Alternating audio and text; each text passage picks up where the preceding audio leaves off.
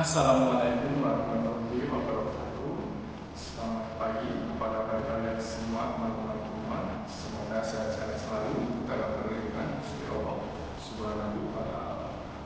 Ya, pada kesempatan kali ini saya akan memaparkan sebuah video pembelajaran terkait dengan sejarah Indonesia. Sebelumnya sekali lagi, mungkin bagi yang belum kenal, izinkan saya perkenalkan diri saya terlebih dahulu. Saya Muhammad Rizky Wadila. Sini saya guru sejarah yang akan menjelaskan dalam video pembelajaran ini terkait dengan materi kolonialisme dan imperialisme bangsa Barat atau bangsa Eropa hingga mencapai wilayah Nusantara atau wilayah Indonesia. Nah, kemudian saya jelaskan apa sih yang melatar belakangi sehingga bangsa Barat atau Eropa pada saat itu melakukan kolonialisme maupun imperialisme hingga ke area Nusantara. Salah satu faktornya adalah simak hal berikut ini.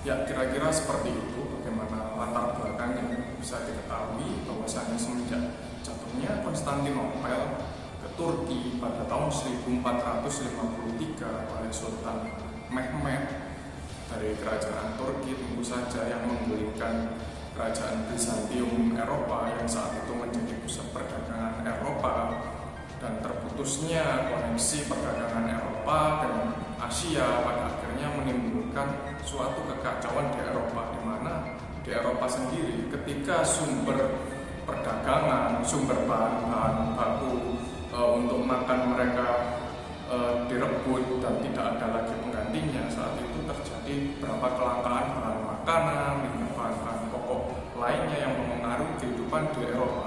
Dan pada saat itu akhirnya menimbulkan sebuah perubahan di Uni Eropa, di mana mau tak mau orang-orang Eropa ini harus mencari tempat untuk berdagang atau menemukan bahan-bahan pokok makanan dan bahan-bahan keperluan hidup utama mereka lainnya. Nah, dari itulah muncul sebuah eksplorasi yang nantinya berkembang menjadi kolonialisme dan imperialisme bangsa Barat hingga sampai ke Nusantara Indonesia.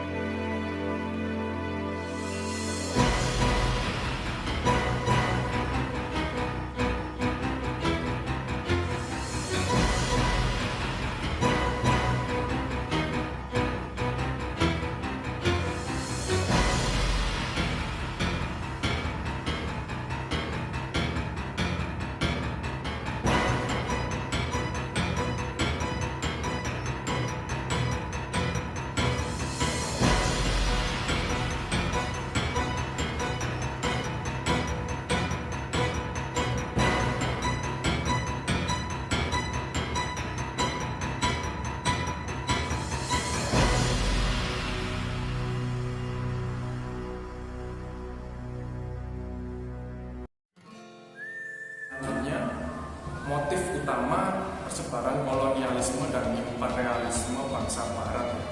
Jadi sebelumnya kan sudah dijelaskan latar belakangnya adalah jatuhnya Konstantinopel ke Turki. Nah, kalau berbicara terkait motif, ini secara garis besar itu ada 3 yang biasanya disebut dengan 3G.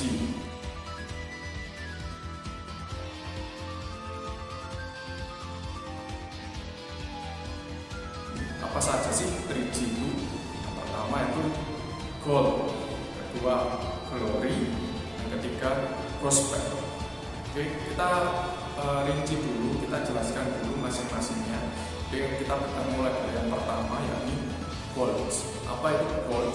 Gold ini dalam bahasa Inggris menurut badan kata artinya adalah emas. Emas tentu saja jelas. Emas ini bukan hanya emas tangan yang kita tahu dari pasaran atau emas dalam artian uang saja, tapi ini juga adalah dalam artian komoditas atau barang-barang. Ya, seperti yang kita tahu ketika tadi dipaparkan bahwasanya Konstantinopel jatuh, maka pusat ekonomi, pusat komoditas yang ada di Eropa ini jatuh. Mau tak mau, maka dari itu mereka harus mencari alternatif gold atau komoditas dan juga perdagangan. Nah, ini adalah salah satu faktor utama yang kemudian menjadi motif dari kolonialisme dan imperialisme, di mana menguasai gold di suatu wilayah lain mengganti Konstantinopel. Jadi itu ya dari gold sebagai motif dari kolonialisme dan imperialisme Eropa, yakni komoditas atau ya keuangan ekonomi untuk kemudian dijadikan salah satu aset orang-orang Eropa yang saat itu berlayar. Kemudian yang kedua glory. Glory dari kata awalnya dari bahasa Inggris bermakna kejayaan. Kejayaan di sini dalam artian ketika sekali lagi ini semuanya 3G ini berpusat pada kegagalan Eropa saat kejatuhan Byzantium atau Konstantinopel yang saat itu dikuasai oleh Turki. Ketika Konstantinopel jatuh, seluruh Eropa menjadi jatuh karena pusat perdagangan Eropa ada di Konstantinopel. Glory mereka pun ikut jatuh. Nah, ketika glory ini jatuh, dan mereka harus bangkit dan mencari glory atau kejayaan lain. Salah satunya ya itu tadi, mereka kemudian melakukan langkah-langkah eksplorasi, melakukan kolonialisme, imperialisme di area-area lain, kemudian sampailah mereka ke tempat-tempat lain seperti Vasco da Gama yang kemudian menguasai India, atau kemudian bangsa Portugis yang sampai di Malaka melalui Alfonso de Albuquerque pada tahun 1511, dan kemudian hingga VOC yang menguasai berbagian besar perdagangan di wilayah Nusantara, melakukan monopoli perdagangan sampai mereka membentuk negara satelit Hindia Belanda. Yang ketiga, selanjutnya yang terakhir adalah gospel. Gospel dalam artian Inggris ini memiliki makna Injil atau keyakinan. Ya, seperti yang kita tahu bahwasanya sejarah Eropa ini sangat berkaitan erat. Kalau di abad pertengahan kita tahu dengan sejarah keagamaan Kristen di mana gospel. Jadi karena pada saat itu mengalami suatu bentrokan antara pihak Eropa dengan Timur Tengah, yang terjadi puncaknya adalah perebutan Konstantinopel dan jatuhnya Konstantinopel, maka orang-orang Eropa terutama gereja Katolik pada saat itu mau tak mau mereka menemukan suatu cara untuk menyebarkan keyakinan mereka di seluruh dunia. Setelah jatuhnya Konstantinopel menandai bagaimana persebaran mereka terhenti di situ, mereka mencari langkah lain, dan hal ini juga yang pada akhirnya kalau kita melihat secara geografis saat ini, di mana di Amerika, benua Amerika, di Amerika Selatan, kemudian di wilayah-wilayah lain di dunia yang pernah menjadi jajahan atau hasil dari kolonialisme bangsa Barat Eropa itu memiliki keyakinan Kristiani itu karena gospel itu tadi, itu salah satu motif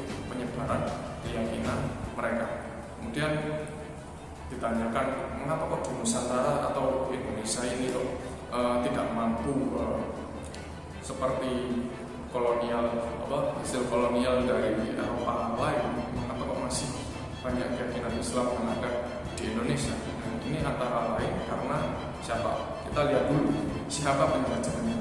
Kalau misal dari Spanyol dan Portugis itu sangat kental sekali. Jadi mereka melakukan penjajahan kolonialisme, maka mereka juga sekalian membawa itu juga keyakinan mereka juga ke wilayah mereka tadi. Kalau kita lihat di area Maluku, kemudian di area Indonesia Timur lain yang saat itu menjadi basis dari Portugis sebelum kedatangan Belanda, ya, itu rata-rata sudah memiliki keyakinan Kristiani karena memang melakukan persebarannya begitu pesat di sana. Nah, ketika di wilayah Indonesia Barat, di Jawa, Kalimantan, Sumatera maupun di area Sulawesi, itu mengapa kok masih banyak yang beragama Islam? Karena saat itu yang menguasai Indonesia adalah Belanda. Nah, di mana Belanda ini secara motif tujuan kolonialisme dan imperialisme mereka adalah murni perdagangan. Dilihat dari sejarahnya dulu, Belanda ini bukan sepenuhnya bentuk satu negara kesatuan. Jadi mereka itu sebuah federasi pada saat itu yang terdiri kalau tidak salah dari 7 negara bagian yang kemudian membentuk sebuah perusahaan dagang internasional yang kita kenal kalau di Indonesia bernama VOC, Franklin Companies, bahasa Belanda, yang untuk kemudian melakukan perdagangan dan eksplorasi komoditas yang ada di dunia untuk federasi Belanda pada saat itu. Nah, karena Belanda saat itu mengutamakan perdagangan, mereka tidak fokus pada penyebaran gospel, tapi mereka lebih ke gold dan juga glory demi federasi mereka, demi membiayai orang Belanda itu sendiri. Nah, yang pada akhirnya itu menimbulkan banyak hal, termasuk menghalalkan segala cara bagi mereka untuk merebut hasil-hasil bumi yang ada di Nusantara pada saat itu.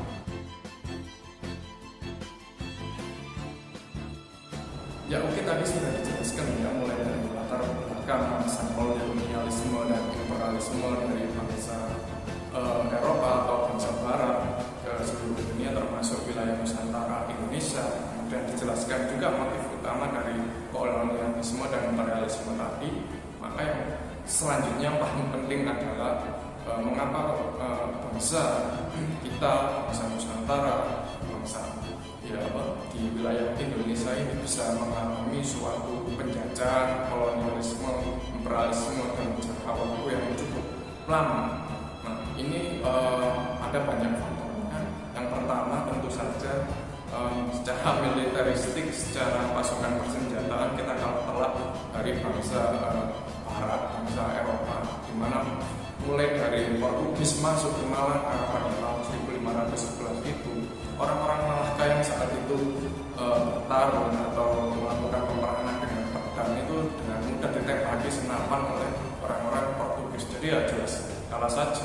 Kemudian setelah Belanda masuk ke Banten tahun 1596 melalui Cornelis de Houtman dan juga kronik-kronik VOC lainnya, itu semakin menenggelamkan orang-orang di wilayah Nusantara, kerajaan-kerajaan kecil di Nusantara dengan perlengkapan bersenjata. Nah, yang kedua, alasan mengapa kok dijajah begitu lama adalah salah satunya dari bagaimana dari internal bangsa di Nusantara ini yang sangat korup di tingkat penguasanya. Mengapa saya bisa bilang korup? Karena orang-orang Belanda atau orang-orang Eropa itu mudah saja untuk menaklukkan rakyat-rakyat di sana karena mereka sudah mengendalikan pemimpinnya. Pemimpin dari atau penguasa wilayah di Nusantara atau raja-raja, tuan tanah, feodal lords yang ada di wilayah Nusantara pada saat itu semua mendapatkan uang upeti, ya, dalam bahasanya, dan oleh Belanda atau oleh VOC yang kemudian mereka gunakan untuk kepentingan mereka sendiri, bukan untuk kepentingan rakyat.